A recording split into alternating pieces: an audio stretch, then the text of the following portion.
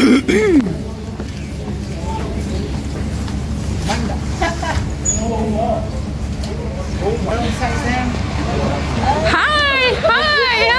boy. Congratulations. My imitation. Yeah, we're free. Yeah, free. Yeah. Sam. Yeah. I know it's the appropriate time now for us to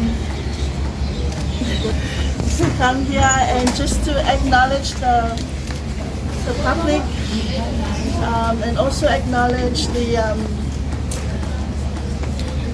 Tamasanga Leoleoa AEMAISE fu'i o tapua inga Samoa. O lea ua tuina mai ia le decision o le sentencing e na whea nei AEMAISE fu'i whai unga le tamaitai loia le tamaitai Pamasino ia ua oma ua mai a fu'i ua mato free uma. AEMAISE love Sam. Sam is out today, and it's a huge achievement, Sam. Yeah, la mona fo ele fa tsai matanga itia. Wa mai afo yona. Wa mai ya the sentencing they say the Saturday na ono fo baba ai ya lo wakaba umalanga no fo baba ai ya na conviction of the SIVAI.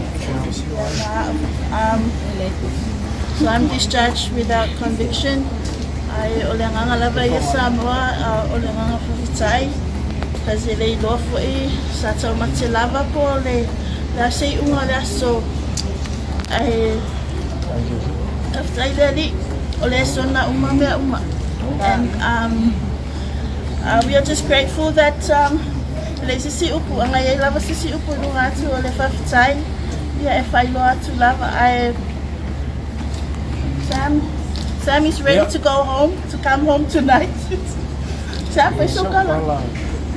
Mole kuale ran fafitai le ia Samoa sele ku atenga unha pofele ku ala yo ku kapori na makalo moa ani sisi wa ina fa ha Savala vala i kilo sumo kausan. Ia ngei wa ia le kuale anga le lei.